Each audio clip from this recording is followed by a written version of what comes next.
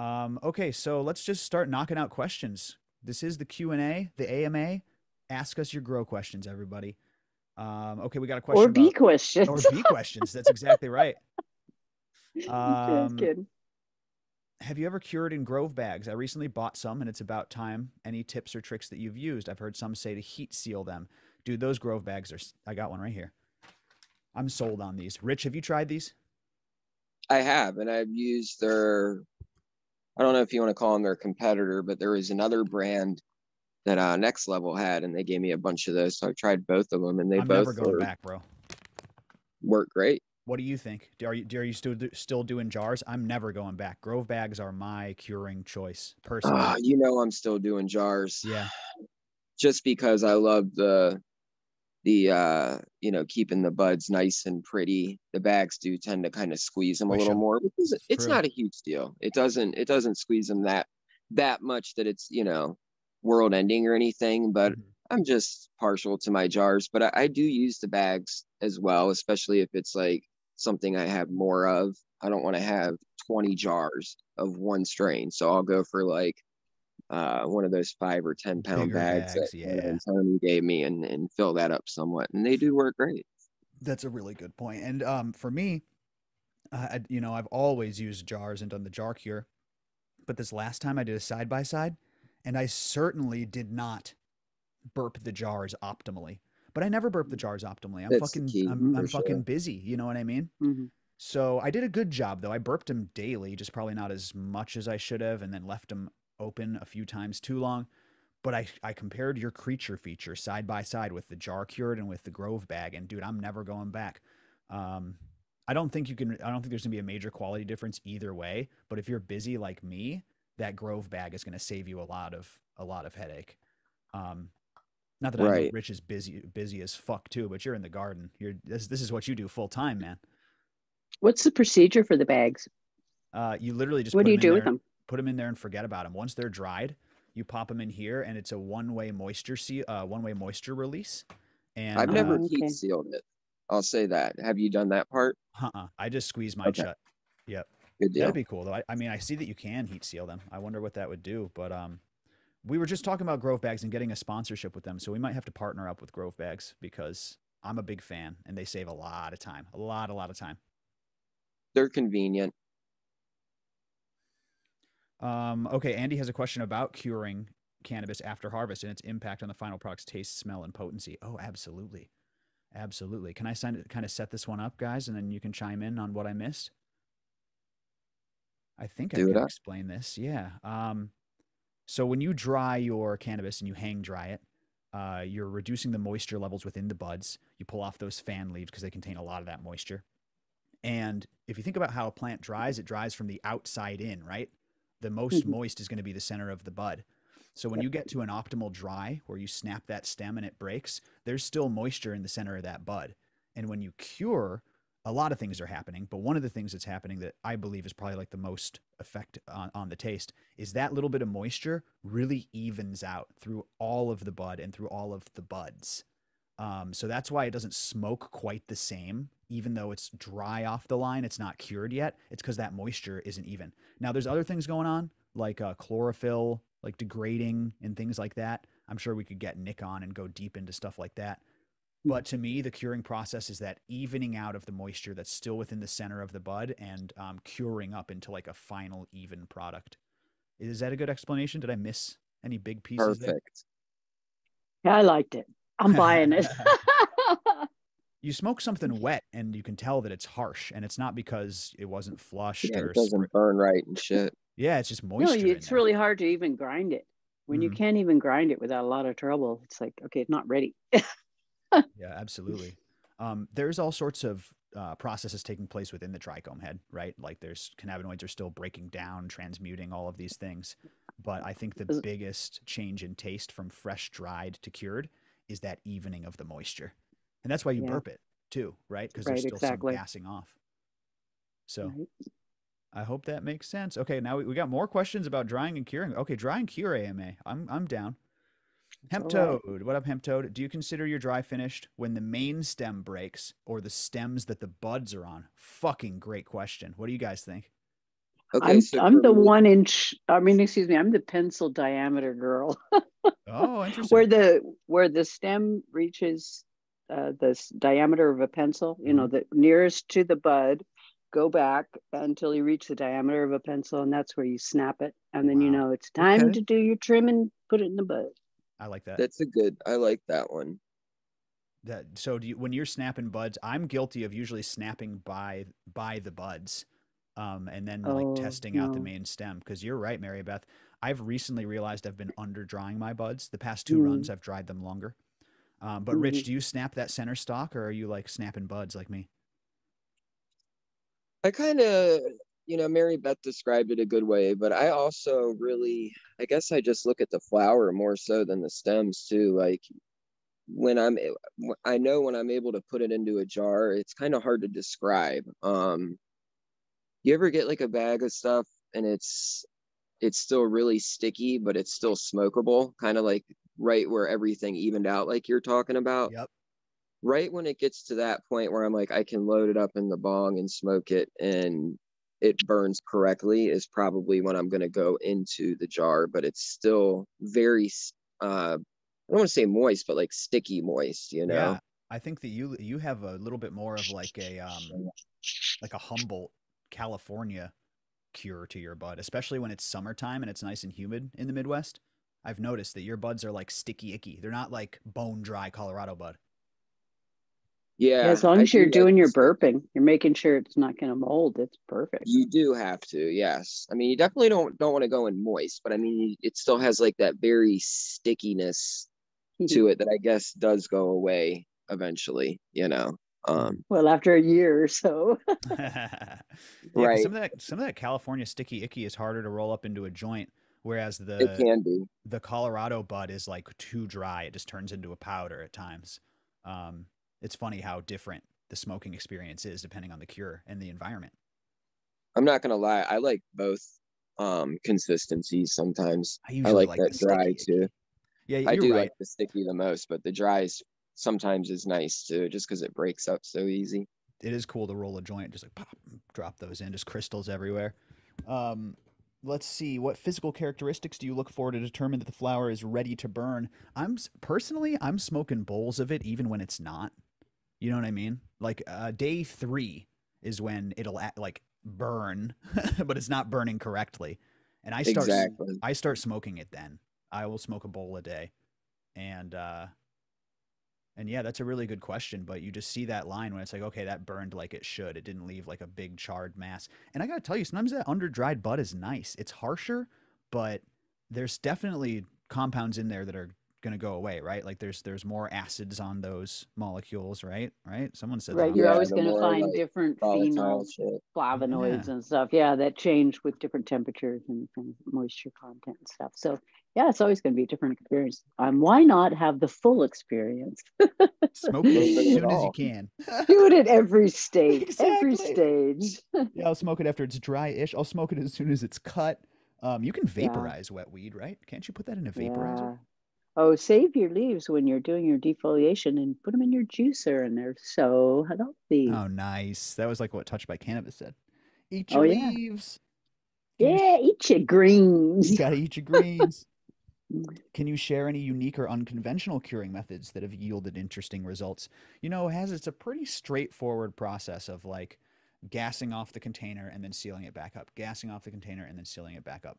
But what Rich said is uh, what really applies is when you try to scale it up. That's when it gets interesting and unconventional. Like small batch, jars are fine. Tupperware, although plastic kind of does steal a little bit more of the trichomes. Grove bag, what have you. But when you get like when I was growing out in Humboldt, you can't be opening jars for your fucking 20 pound. You know what I mean? Like No. it's gonna drive you nuts. So what we did was, and I wouldn't like necessarily recommend this, but we did it with success. Is we got large brown paper bags, high quality paper bags. That's old school there. That's old school, dude. And we filled them up, and you could fit a couple of pounds in each bag. And then you roll up the top and you chip clip it. That's what we did for scale. I'm sure there's better ways now. I'm sure there's There There is. products. are. You know what I mean? When I was Yeah. young, there were lots of rumors about weird ways to cure, which involve like soaking your plants in some foreign substance and then drying with the foreign substance on it, to like Coca-Cola or rum or Oh some other wow. Or things the that they water would, cure. I've seen the water yeah, cure. and then letting it dry, or doing like a, like a green tea ferment thing with it, burying it under the ground and then digging it up. And when I was young, this is the way they talk about curing it. There were some interesting experiments, I think, going on in those days. That is wild. I don't know if I can Yeah. stand by any of those because I've seen those I too. can't either. I haven't tried any of them, but it's funny because when we said interesting and unusual, I go, boy, Yes. that gives me a flashback. You ready for this one, Mary Beth? What about the post that Go I for it. used to see about people microwaving? Remember that? Oh my God, I remember that. Oh, Yeah, that's the yeah, yeah. worst. That's the That's the word. Mary Beth worst. is like, oh boy. Oh God. What was Yeah, it? you When can it's wet, you make a good microwave thing it? bad. Yeah, I think that's what it was. It's the microwave dry, right, Rich? They throw it in wet? I've seen people do it. Yeah. Oh no. Oh, how Boy, oh times have boy. changed.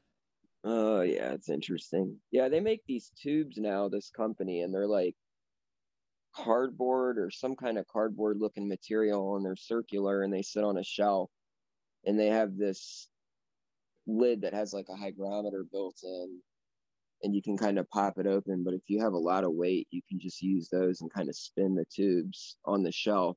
Can't remember the name of the company. They're really price effective though. They're not expensive at all. Tube is in the name, but it's like some kind of dry tube. Those work really well, from what I understand. Yes, dude. That's what We'll the see if I fuck can is that find them. called? Yeah, that's what help me out here, guys. Living Soil Facility, Fleur Cannabis. I did that tour of Fleur. They had all those fucking I think they're made by Sea Vault and they're tubes. Those are great. You're right, Rich. I had forgotten about those. Um Yeah, I've they're never heard of them. awesome. Let me see if I can find the damn thing. yeah, I think we talk about it in that vlog. Maybe that part I've got cut talked out. about it a couple times Yeah, too. they're these giant cylinders and they have like a vault front and you like Yeah, like fucking unseal them and the inside's really nice and like metal. I think it's like metal inside and it's this like hard cardboard looking outside and then they they're stack not them in these expensive racks. either. Dude, that's what's up. That's what's up. It's gonna bother me the name of them, Let but me know when you get the name. I'm going to check in with chat here. Hort said he's done the water cure. Whoa, whoa. He said it was What? crazy. He said it was crazy smooth, but it was terpless. Is that right, Hort? You throw your What? dried bud in the water? I don't know if you want to briefly explain that or Explain raise your yourself. hand. Yeah, if you want to raise your hand. He said, "Yep." That's really cool, man. That's very interesting that you tried that and you had good. Okay, he's raising his hand. I got to get him on here for a second. And I've read about this water cure and I want to know what the process was. Can you hear us, I Hort? want to know. Yes, sir. So I put it in 2 jars. Well, Uh-huh. hello, everybody. First off, I Hi, love you all. Hort. Hi. Hey, guys. Yeah, no, I put it into jars with distilled water, and then It was I did dried? that for.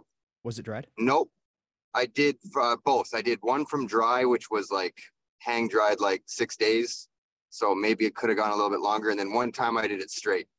Time going straight, you have to change the water out so many times going from fresh. So I just started doing it from dry. But what we would do is just change the water out when it would go dark green. So like every day, day and a half, do that for a week. It would end up clear and then just take the buds out and dry them. And it is so smooth and tasteless. Like you can cook with it, still get good high. Wow. But yeah, it's crazy smooth. Like you can smoke it, no problem, no coughing, no harshness. That's wild. So it leaches out a bunch of stuff that probably causes The harshness. Like chlorophyll, probably. Yep. The But then also chlorophyll. Is what. all those terpenes get washed out too, and all the probably That's a lot of the flavonoids. interesting. But you got to use distilled water, I was told, because of the minerals in regular water.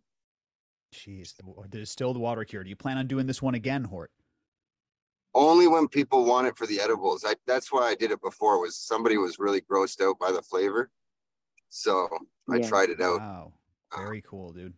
Super cool. Thanks Yeah. for sharing that with us. No problem. Fantastic. Thank you. Thank Thanks you guys. for and thanks for all your Ciao. help at the Cultivators Cup, buddy. Anytime. I'm wearing the shirt today, man. I'm rocking it. Fuck yeah. I haven't washed it yet though, so don't No, judge never me. wash it. All right, man. Take care. Ciao, you. guys. Bye. That's crazy. The water cure. And that does make sense if you're trying to remove all that taste. All that taste. I sent you a picture of the cure tube. I found it. It's on your The phone. cure tube. It's called the cure tube. What up, Rugged in the chat? I see Rugged. Let me pull up the cure tube because this is when I said, we used to cure in paper bags and there's better solutions now, I'm sure. This is the I better just like it solution because that you I was can put them on a talking about. shelf. The picture I sent you is actually of the setup of the shelf. So you can just kind of spin them and they hold like, what, 10 pounds, 5 pounds, something like that. Oh, what, did you text it to me? I can't get to my text right now. Yeah, I If you did. You want me to Discord send it it to to me, Discord? I'm going to pull this up right now. What is a $6,000? Oh, there's 36 of them. That's what it comes with. Okay, let me just show my Yeah, you can screen buy here so you guys individual can see what tubes, I'm I think. talking about. So you can see what I'm talking about. Hey, it's the cure tube. There's the cure tube. So yeah, it's this like there's metal and metal on the inside, and then the outside is um, this hard cardboard, and they I stack up. assume like stainless steel or something, probably. Apparently, also the creators of the cure sack. Oh no, the cure sack is the liner. Okay, so the sack goes in the tube. Okay. Okay, I'm I getting see. Yeah, I like giant ice cream tubs. There's a shelf picture. Go over to the right some. Yeah, that's what they had. That is what they had at Floor. And you can just spin the fuckers, which would be convenient, for kind of like agitating them or not having to. Wow. I wish I had that much Rhizo rich flour. Oh, I wish I did too. That would be fun. That would be fun times. Oh, amazing, amazing. So the cure tube, everybody, that's another good solution. That's like what the fucking pros do. I think somebody just said they're about 150 for a single one. So not bad Yeah. if you're, got 5-10 pounds and you want something nice. Yeah, if you're a business and you'll use those for the rest of your life, Otherwise, the Grove bag, nice cheap option. Or just go for what we used to call the old school Grove bags, which was just a giant brown paper bag. Yeah. Make sure they don't Or turkey bag. turkey bags. Oh God, I didn't like the turkey bags. Turkey bags. I didn't were either, whack. dude. Those were never my thing. Turkey In our bags were town, they started charging people for the brown paper bags because they'd come in and get them by the handful. They'd get Oh my groceries. They'd God. buy handfuls of brown paper bags. I wonder what they were using those for. I don't know. I remember And one time turkey watching a bags. Cops episode and they busted some guy growing and his whole room was just lined with paper bags. It was like early 90s and that's how he was drying everything. They showed it on the Cops show and everything. It was hilarious. Poor guy, getting busted, but just seeing him dry all of it like that was just funny. That's the old school move, bro. I remember it. It was. I'm old school enough for that. So we got some great questions. Where do I go from here? Another dry and cure question from our man Howitzer. In regards to hang drying, he says, much of the time I still have a lingering hay smell that sometimes improves with cure. Is that hay smell at the end of dry normal for most people? Or does that signify I dried too fast, too slow, bad environment, or maybe not dried long enough? There's some of my hang drying right in there that are done drying that have a little bit of that hay smell. It's the leaves. You just got to get more of the leafage off of it. I know they're covered with trichome, so you don't want to cut that much off, but cut them off and put them in a separate place and then use them for cooking or whatever. Absolutely. Don't waste your trichomes. Mary Beth nailed it. That is exactly right. I usually find that when I don't do a good enough trim job, especially on the leafier strains that you look at the trichome coverage, right? And sometimes those leaves there's a lot of chlorophyll in there, right? And it's not a purple strain. So there's no anthocyanin in there. And that's where you're going to get a lot of that hay smell, I believe. Also, drying way too fast can cause that, but I don't think you're. I probably don't think you're doing that, Howitzer. But just make sure you're not. Yeah, try to go a little bit too warm, too dry. Would I mean, cause just that. in the grow in general too. You could be, too warm of a grow and cooking your Turks off. That's a little drastic, but it happens to people for sure. 100%. I used to tell the story of the guys out in Humboldt who would flash dry their weed because if you can dry it in 3 days instead of 12 days or 10 days, that's big business to them. They're trying to get it east. These guys would crank up the dehumidifiers and they would raise the temperature on what was pretty good weed for the time. I would say was actually really good weed compared to what I'm used to. and they would dry the fuck out of it, and at the end it would have this, it would still look crystally, but it would have this unmistakable like hay, dried popcorn type smell. So if that's what you're getting, you might be going a little too fast, but I would actually look to cutting off the leaves. Maybe you can post in chat if you think you're doing a good job with the leaves already. Up your sulfur a little bit, maybe. Ooh, up your sulfur. I like that. Why not?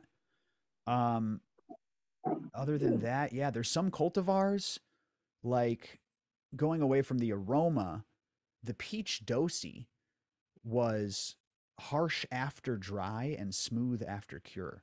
So sometimes I think cultivars just need to cure. Honestly, I think they're just better consumed later on. Interestingly enough, Shane said that the ppm from the runoff of the peach dosi was the runoff was lower and the soil EH was higher. It was clinging on to minerals. I wonder if that has anything to do with it. Just an interesting little side note. But yeah, if you just let it cure and do its thing, sometimes cultivars just need that extra time in the jar. Howitzer said he's tried the Herbs Now dryer before. Haven't been a huge fan of it. Yeah, whatever happened to the Herbs Now dryer? People were loving it. They ran out of stock and then they were just gone. Kind of weird. You remember the Herbs Now dryer, Rich? The fucking jerky maker? Yeah, I do. It was a jerky maker. My dad used to all make. It was a dehydrator. It was a food dehydrator. My dad used to make jerky on those things when I was a kid. Totally. I'm sure they changed it. I'm sure it wasn't the same exact thing, right? They probably lowered same concept. They probably painted it a different color. Yeah. Chris said where they just did cheap plastic dehydrator. They probably got a hold of a food dehydrator, and I'd imagine they changed the amount that it dehydrates. It's a good idea, but and some people loved it, but they just disappeared. They must not have been able to make the business model work, maybe. It's probably that it just didn't catch on it like they hoped, even that it may have worked for some people. Yeah, you're probably right. The Herbs Now dryer, baby. Nothing beats slow and low, guys. Agreed. You can do a quicker dry. Some people like to say, hey, I don't want to risk mold, so I do it a little bit drier. That's fine. A little bit warmer, that's fine. If you can keep it under 70, I'm really, really happy. You know, the closer to like 60 is great. But if you can keep it under 70, I'm happy for you. And then as far as humidity, above 50 relative humidity, below 60 or below, I think you're good. That's just me personally, kind of like widening the lanes a little bit. Maybe 55, I'll say. Yeah, it's perfect. 50 to 60-ish%. And I would even say 50's always been the number that I keep hearing. 50, I like 50. 50. It's nice and safe. And I would even say that I think the temperature is more important. I really do. I think that if you keep it cold and it's a little bit drier, I think you're 60, 65. Yeah. 60% humidity, a little bit longer, but yeah, even I think that's optimal. But I think temperature is king, like Coco said about when they're growing. I think it's kind of the same thing with don't get it too hot. I think that's probably the worst thing you could do. I think a lot of those terpenes and flavonoids, whatever, are kind of volatile too at warmer room temperature. So if you can keep it cooler, you'll preserve some more flavors and keep that hay smell away. Ooh, couple of good comments here. First of all, shout out to Flower Farm. Hort says, what's Flower Farm's dry and cure method? Are you in here, buddy? Raise your hand if you want to come on, or maybe type in chat. Cultivator's Cup, I was really impressed by a lot of stuff you guys gave me. Flower Farm, though, a lot of people walked away talking about Flower Farm shit. And then Nick says, keep it nice and cool, kind of to the temperature point. Some monoterpenes gas off at 68 degrees Fahrenheit. Dude, that makes perfect sense to me. You've literally heard me say before, when I just said, like, keep it under 70, like 68 and below, I feel like above 68 is where I start to see noticeable changes. So for you to specifically say that number, that's pretty dope. No way around a proper cure. Exactly. I totally agree, Mize. You can go day by day and it can fluctuate unless you're in a controlled room. Very true. My best cures were always the coldest, longest, coldest, slowest. Absolutely. Yeah. Fuck yeah. Away from sunlight. Yeah. Yep. If you get punched in the face with that smell, it's a bunch of lost terps that you're smelling. That's true. Ideally, it's not stinking up the whole house because you want to preserve those terpenes. Would it be okay to add a humidifier to the dry tent to get the humidity up? Okay, so I would probably try to humidify the space that the tent sits in.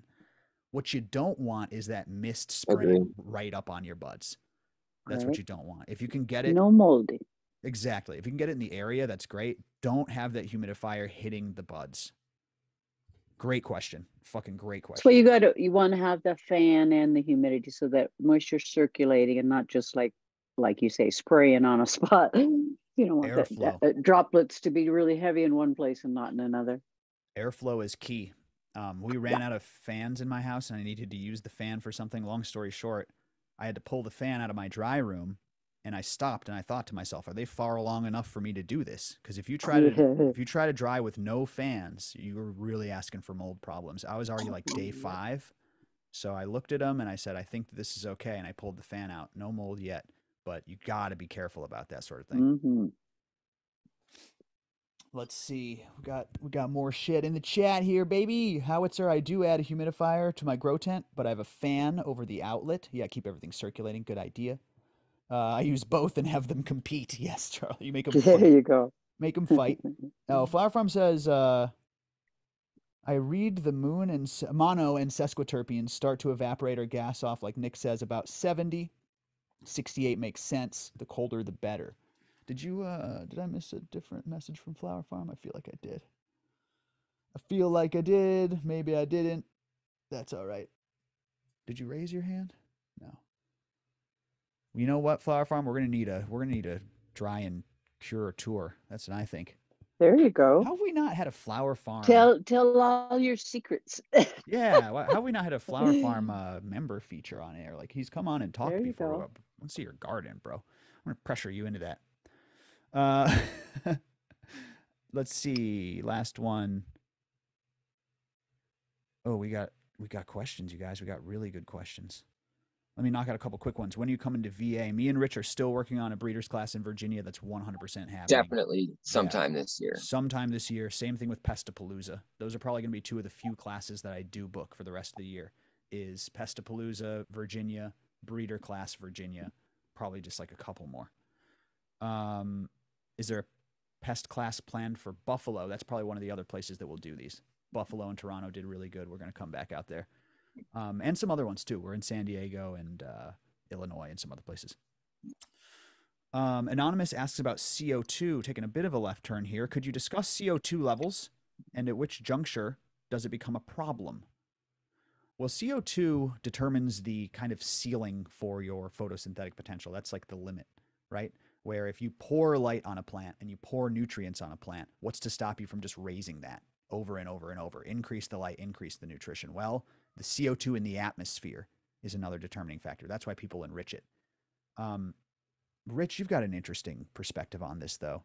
Like, I've seen you run CO2 lights with no additional CO2. Now, your soil is producing a lot of carbon, I'm sure.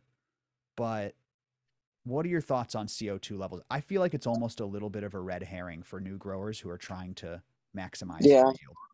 I mean, I think it's going to be, you can get some gains. It's going to be minimal. I think I would be worrying about CO2 like last in my grow. That's kind of what I'm saying. Dialing in a lot of other things before I get concerned on CO2. I mean, I don't run it personally, but I have measured my rooms and they sit pretty high, and I am in there a lot, hours and hours a day when the lights are on. So they're getting a lot of extra CO2 when I'm in there. It's just not really worth it for me to run it. I have run it in the past and didn't really see any gains that made me go, I need to be getting this and making sure I'm running it every single run or anything. But like I said, to each their own. If you're not in your grow a lot, like I am, maybe it will help you out and boost something a little, but I would be adding that in last. Definitely make sure your environment, everything else is dialed in, and you're hitting everything else you want to hit first. You're getting the flavors and all that you're after before you're worried about, upping your yield a small amount. Right. And then when we talk about ppm, it's naturally risen over the course of the past few decades, right, Mary Beth? What has it risen from? It rose to 400 ppm, right? And where did it start at? Are we talking about CO2 levels? Yeah, CO2 levels over the past few decades. There's that study that says, no, it's 400. Okay. It was lower. It was like, what, it's over 400 and something. Yeah, it's crazy. But there's think about those other ways that you might be able to put CO2 into your tank other than getting, I mean, excuse me, into your tent, other than getting a tank of it, which is kind of dangerous, like things that create CO2, like your beer or your yeast off gassing, growing mushrooms or things, or just putting those things in your grow tent to create more CO2 in the space might be enough. Yeah, that's a good point. Get creative with it because the tanks are a lot, and then you have to kind of seal that space or at least have a good plan, and you're trying to get that level up, you know, high. Like, and they how high can be dangerous to Yeah. handle. Whereas, like, if you spill your, you know, sourdough yeast or something, it's no big deal. You clean up a little mess, but it's not going to blow through your wall or something or hit somebody in the head. I say just hang out in your grow. Use your natural CO2. You'll get up there to like 1400 plus, you know, just hanging out in there, depending on your room size. So right, so that's like a huge increase. Nick says if only there was some kind of carbon-based fertilizer out there that could supplement. He says we're about 420 ppm atmospheric CO2. Coincidence? I think not. Of course, Nick, that's awesome. Nick it's our time. time. His rooted leaf. Code GrowCast 420 still active? Maybe try it. So yeah, so that's a pretty good CO2 exploration. Mize has a question. Let's answer Mize's question. What's the best scientific microscope to use when looking at microbes? Oh, Mary Beth, there's a few things you want to look for, right? Well, mainly, you know, it's not the brand name so much as the magnification. So I like to get something that'll give me at least 1,000 to 4,000 X or something like that. It's just so you can see things really clearly. You want a compound light microscope to look at them. That's the type that you're looking for.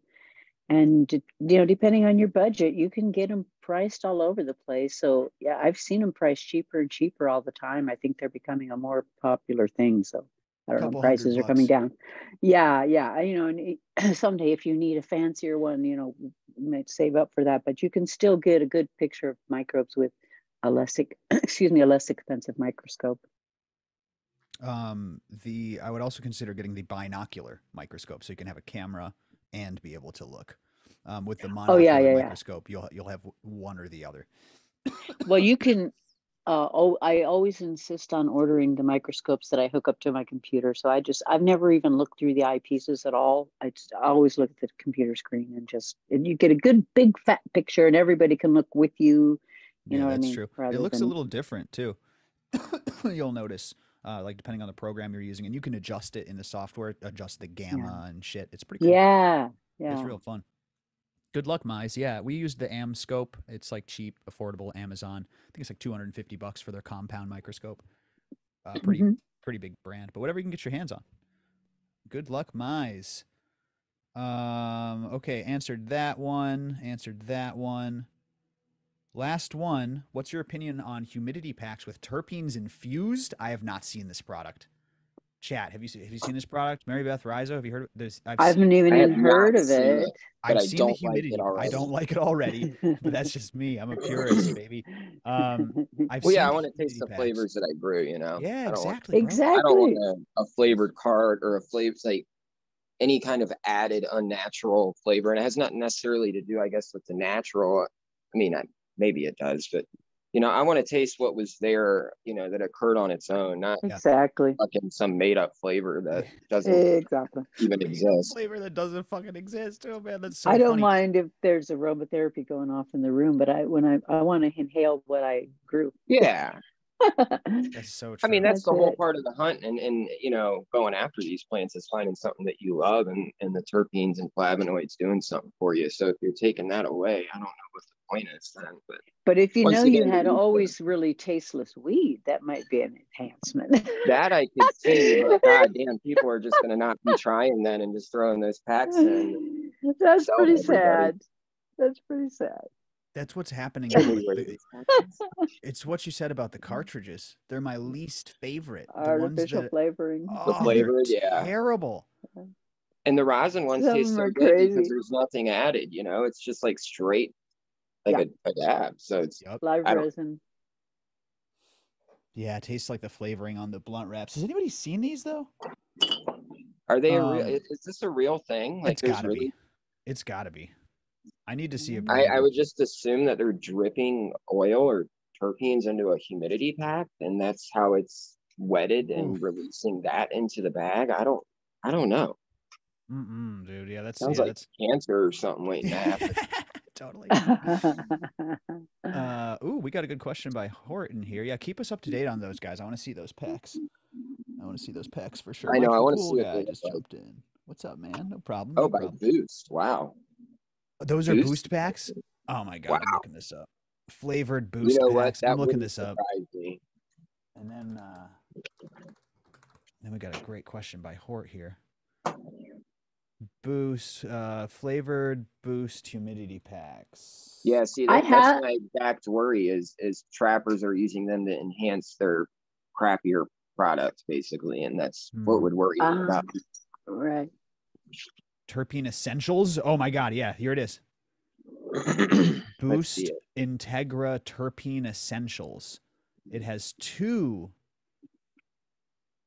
Well, they're infusing it with terpenes, but still, I don't care, dude. I don't care because I've heard that before on the cartridge. Oh, it's all natural botanical terpenes, and I taste it, and it tastes like a fucking vape. It tastes like it's so garbage. Botanical means it could have came from a mint plant or anything. Doesn't mean it came from cannabis, you know. So you got to be careful with that too. That's just sneaky way of writing something to trick people. That's true. These packs have a dual purpose to incorporate flavor/sensory enhancing botanical terpenes into your herbal products and to regulate humidity. Wow, man. I don't know. I do that with my terroir. Yeah, right. Yeah, thanks. I'll stick to my terroir. No, I like finding plants that taste like blueberry or something that tastes like a flavor I'm after, not adding it at the end. I don't know. It just seems. Am I just old, chat? Is this like? What do you think? Are you trying this? Give it to me. I wouldn't even try it. No, thank you. You cardboards. I mean, please be honest. Let us know what you think of it. Yeah. I'm good with what I've got. Everyone's saying hell no, old. Yeah, right. But it makes me feel old. I'm like these goddamn infused these kids. Packs. Yeah, these fucking kids in there. You kids. We should boycott them. Flavors for your boys. Get off my lawn. Aspartame turds. Yeah, get off my lawn. Exactly. Holy shit. That's too accurate. That's too accurate. All right, we'll keep everyone up to date. I mean, I guess it was bound to happen when you think about it. You know, somebody was going to do it. Of course. That's nuts. Well, you know, if you see a cart and its name is just some crazy thing like purple, you know, I mean, not even purple. It's just like grape or whatever. It is not. There's nothing to do with anything. It's just like okay, it's just like you took a grape soda, right? That's not what I'm after. Okay, Mary Beth, this is a question for you. Another left turn here, but I got a great question from Hort. Does Bavaria bassiana harm rove beetles? I see so many people recommending Bavaria, and I know it's really a great biocontrol, but what does it affect and not affect? Yeah, it could definitely affect them if it gets on them. So if you're investing into both, well, because it's really broad spectrum, it gets a whole bunch of different pests. But it does say on the site, the site or on the packaging where you can buy it from, that there are certain things they claim it doesn't bother. But I don't remember right off the top of my head. But I'm thinking, oh boy, you see those kind of things attack beetles a lot. So I would be nervous about trying to use both those approaches at the same time. Like if you're putting out money to buy both of those, I wouldn't use them at the same time. But check first, just in case I'm crazy, because it may clearly say somewhere that it doesn't affect them. But just off my knowledge, I wouldn't trust it. So Bavaria bassiana is a bacteria, right? Well, it's a fungal thing. Oh, is it? It may, how they keep changing the classification, but I've always heard of it as a fungus. But yeah, it kind of, you see it growing out of all of the crevices on the bodies of the animals, where it just, they look like they're molding all over the place, sort of with a white fuzzy. It's beneficial in your garden, but it might kill something that you didn't wish it would kill. Right. I didn't know it was so broad spectrum, and I'm always fascinated to see how these like specific bacteria or specific fungi affect certain insects and not others. That's really fascinating. So I like to recommend Bassiana if you're in a tent and things like that, because you know that you're not going to be like putting it out into the wide world necessarily. On it is what's in your tent is pretty much going to be something that you don't want there. You're better off in a place like that. But and sometimes in an outside situation, it's like the only thing that's going to save you sometimes. But be careful of what you have around. If you have bees and things, you don't I was want just that going on to your say, bees. But does I it think fuck up I've heard bees? that. I think I've heard them say it's safe, but I don't know. You definitely wouldn't put it on anything while they're out flying around. You don't want to get it onto the plants or to the flowers of the pollinators. Yeah. But cannabis growers aren't growing the kind of plants that attract bees. So now it's funny though, because like you said, I've seen some sprays that say, oh, you can spray this on your flower all the way up until harvest. I don't trust that. I'm not going to do it. It's kind of like the Bavaria Bassiana and the bees. Let's just especially leave if the it's bees oil alone. based. Yeah, no I'm not kidding, gonna right? do it. I just see it time and time again. It's okay, it's safe, and I'm like, is it really though? So yeah, I like the conscious gardening there, Hort. And the Bavaria Bassiana, we're teaming up with Bokashi Earthworks for the Pestapalooza gift bag, which is loaded. Yeah. So everybody gets Bavaria Bassiana. And oh shit. Yeah. Hold on a second, guys. Also, real quick, everybody gets these fucking things. Check it out. We got the fucking There they are. full blown, baby. Comes in every Pestapalooza gift bag. These things are sick. So I grabbed these because I saw that Matthew Gates used them and liked them, and I thought that it was going to be like a cool little novelty. I actually used them, and they're awesome. fucking really useful. They're 100 more times useful than I thought they would be. Not having both your hands free. I thought it was going to be like a fun little novelty. These are like these are a fucking must, bro. Mad scientist. Yeah, they're in my cart. I'm ordering them on the buy, so baby. Gotta have them. It's so cool, fantastic. Bro. So yeah, that comes in the gift bag as well. So there you go, everybody. It is a must. It's true. Fucking it's a game changer. Hold a leaf up in a light and a magnifying glass. Ordering. Grab them. They're cheap. Or just come to Pestapalooza. They'll be in the bag with a bunch of other shit. So don't miss it. I almost want these on for the rest of the show. They're very cool. Cramps cast. Well, I need these to see up on Amazon. I think they're technically like watch repair glasses or something like that. They'll pop up. There you go. Jeweler's glasses. Yeah. Jeweler's glasses that'll pop up. Watch repair glasses is my secret key phrase. Yeah. I use these to fix watches. Somebody will come out with a pair for our community. It'll be like $500 or something. Yeah, right. No kidding. All right, let me lower this bad boy. Let's see. I like to comment if you accidentally shrink your children. Yeah, Pappy, would you shrink your children? Pappy, I Shrunk the Kids. That was my favorite movie growing up. Okay, so DC has a question. Can I mix microbes in an organic mix like mammoth pea and tribus together, water in together? Science. You're not going to hurt anything, but other people like to alternate. There's two arguments. One is they all end up in the same place, so mix them together all you want. The other argument is, well, I kind of want like this one to have a dominant time to do its thing and the next one to have a dominant time to do its thing. This, to me, is purely a choice of preference. The only thing I wouldn't do, or I wouldn't even say it, that's not true. Not that I wouldn't do this. The only thing that you're going to have to consider is if you're adding it with like salt-based nutrients. That's something that I would probably like switch off. If you're putting it into a mix of like saline, salt-based, like some Athena or Advance or something like that, that's going to kill off a lot of the microbes. But aside from that, I think that's your preference. Especially if you're using something like an Athena cleanse or something that's just murdering all the biological activity that's going on in your grow. So that's really the only thing I'd be concerned about. As far as mixing them together, try them separate, try them together, whatever's more cost effective, whatever you think the plant's like. So yeah, I know, Rich, you like to alternate. Mary Beth puts like a small amount of compost tea in almost every watering, right? Which I think is really cool. That's a good idea. Favorite way. That's really cool. So yeah, just have at it. The more microbes, the better. So yeah, it's really hard to overdo it with those. So Yeah, have the fun. worst thing you can do is overwater. So long as you keep your moisture right, can plenty of microbes every time that you water. Oh, this is not the same question. I thought I was looking at the same question. Okay, so good luck, sir. And if you have any other questions, of course, make sure to tune into the next AMA or hit us up in the Discord. Pappy says, "What's up with Murphy's Law in the garden? I've noticed the less I do, the better. How can this be?" Aha, One Straw Revolution. Did you ever read this book? You gotta read it. Go, Pappy.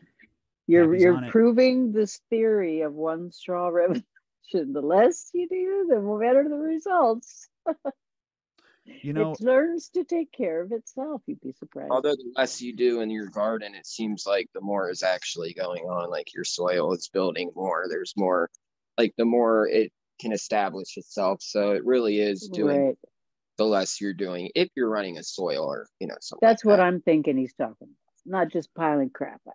Yeah. I will say this though. I think it's most apparent indoors. Me and Coco talked about this at length, which is my plants grow fastest when I'm out of town. And why is that? That's because my wife waters and she only opens the tent to water and then closes the tent. That is what she does. Now, right now, my shit's open, always open. There's actually no plants going in there, Yeah, but so like many times a day. my shit's open and closed a ton. It's in my office. I want to see the plants. I'm sitting having my coffee there. They don't like that, you guys. They like consistency, right? Taking it outside, you also see it too, though, right? You till the land and you just fuck it up. That's a good example of like should have left it alone. But I think that, yeah, it's a good example is like indoors where the more you fuck with it, it's not going to ruin your yields. But I noticed like noticeably faster growth rates when my wife simply opens the tent to water them and then doesn't even check on them once. Even. It's too true. Baby, the less you notice shit. Chris says that Jordan is cosplaying now. This is steampunk AMA. That's right, That's baby. it. Welcome to the show. I can do a show like this. Some Star Wars from here. Yeah. The only thing I can't do is read the questions. That's the only thing. We got one more here from our man 420 all the way down under. No. Finishing off. I'm sorry. Finishing off Pappy's. Yeah, man. That's normal, and don't beat yourself up about it. Murphy's Law does exist in the garden, and the hands-off approach really, really works. So, yeah, you're not crazy. That's exactly right. And also, some runs are just going to suck, and then you're going to have a good one after. Like that. That is something I've noticed 100%. Is they can't all be home runs. It's just not how it works. This year, because we've had so much extra water than we normally do, I'm noticing a whole different situation with the insects around than we normally have. So expect weird changes like that too, since everybody had a weird winter. That things are definitely going to be different this year than many years.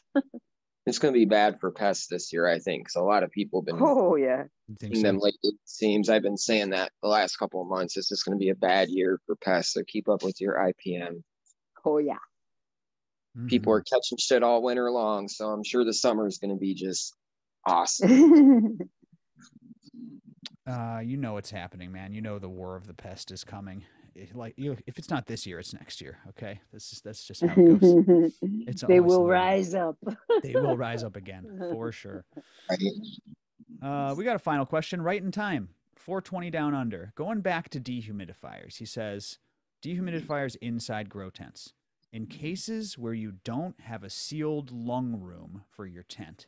So this is like me. My tent is sitting in my office, my biodome here. I mean the biodome. and it's not sealed.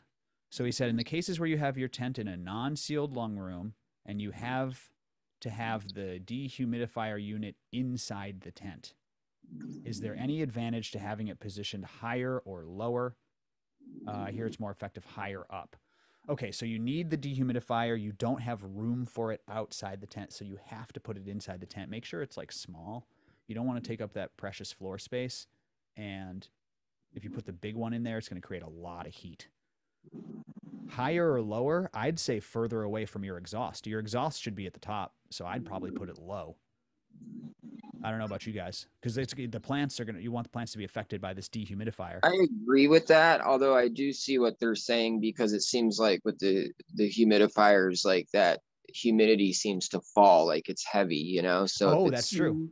So I could see what they're saying there, but I do agree that if you're going to have it up high and your exhaust is up there, you're just going to be sucking it right out. So you need to make sure that maybe you're not positioned too high, or you move your exhaust around somewhere. So yeah, it would have to be on the opposite corner of the exhaust, whichever way you did it. I think that's a good rule of thumb. He says a dehumidifier in Australia. Oh, isn't it dry as fuck down there? But that was a good point about the humidity. You're right. That's going to fall. You can literally see it falling. But was that a typo? But for the dehumidifier, I would put that just on the ground. They're always on the ground. Yeah, I'd say put it on the ground. Yeah, I mean, I don't know. A lot of the commercial ones like Quest and them, a lot of those are lifted up. If you see them, you know, in pictures and stuff, they have those mounting brackets. They're always hanging from the ceiling. I have one of those units personally. You gave it to me, Jordan. I know they gave you a unit. I don't think it was Quest, but the other company. Andon maybe. No, that is the model. You have an Andon Quest. We won that at fucking Canicon. Yeah, that thing is sweet. I keep that one about 1.5 feet off the ground. It's actually on a shelf. So, but it's not one that you'd really want to stand on the ground like you see at a hardware store or something either. They're a little bit different than that. And you can connect them to your exhaust and shit, which I don't know why you would, but it does give off some heat though. Like you said, you're going to give off some residual heat, quite a bit of it. Yeah, that Andon story is really nuts. Rich needed a dehum for seed bad, really bad, and we went to Canicon and we talked to the Andon guys and we had a great time. And then we were standing outside after the event smoking. Dark Horse was like kicking it with us for a second, and these guys roll out with the Andon Quest on like a cart, a hotel cart, and they walk out to us group of people. And they say, hey, you know, someone won this and then they didn't claim it and they left. Does anybody want this? And I was like, we need a dehumidifier. And they fucking gave it to us. This is like a $900. Nice. Is a really, really nice commercial one for sure. I believe in karma, Rich. Yeah. I mean, listen, man, I'm not. Nice. You do good things for people, and then someone walks out and hands you the exact thing that was one of the you coolest need. gifts ever for the grow, for sure. Dude, really? That was not coincidence, man. You've done so much good for people and given away so many seeds and so much RSO. Like that was fucking, I don't know. It was just trippy to see in real time. Yeah, they gave us all new internals too. Remember, I like gutted it out, put a new interface on it and shit. So it's like even upgraded, you know, like they update all the updates on Paragon and shit. Sweet. I want to make sure that we said something correctly. Guys, I think humid air rises. When it comes out of a dehumidifier, it looks like it's falling down.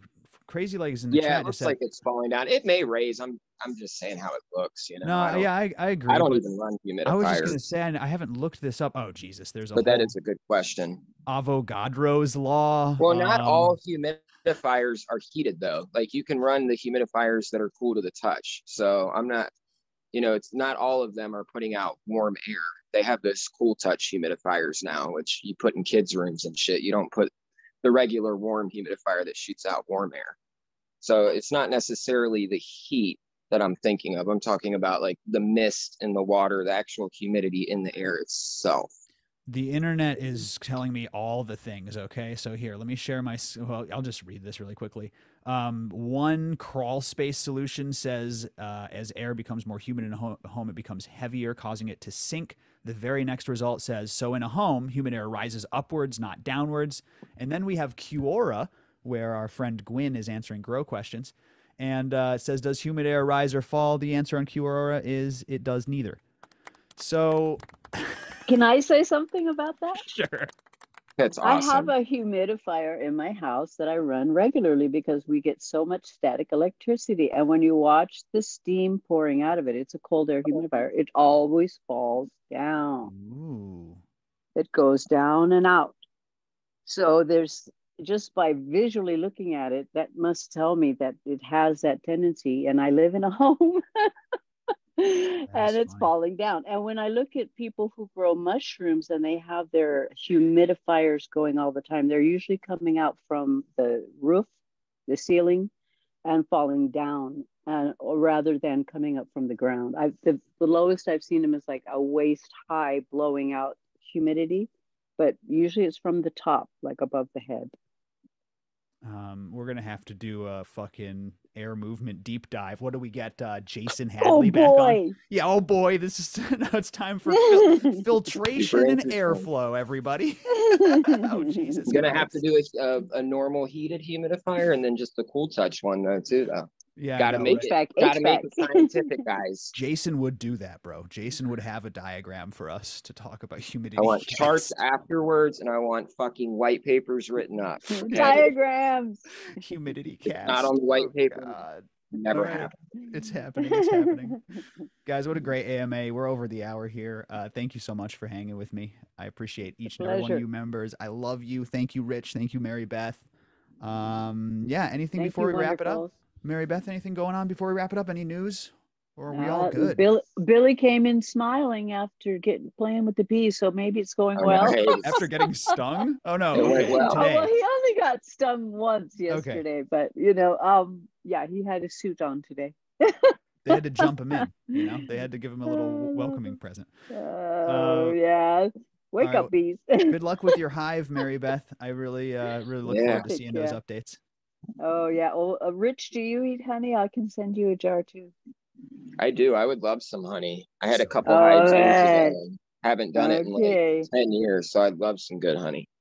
Okay, cool. Well, get me your address somehow, through sources that we have, and I will send you right on some honey.